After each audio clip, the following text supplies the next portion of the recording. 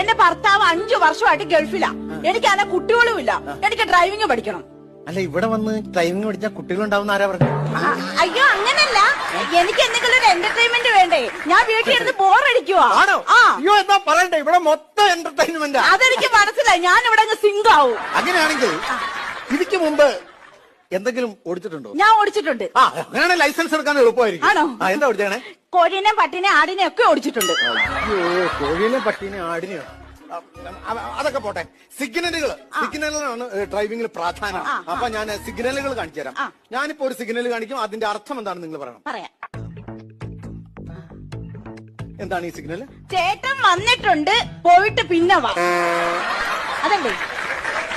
എന്റെ ദൈവമേ, ഇത് കറക്റ്റ് സ്ഥലത്ത് തന്നെ വന്ന് വീണേക്കണേ. ഞാൻ പിന്നെ എനിക്ക് വേറൊരു സിഗ്നൽ അറിയാം.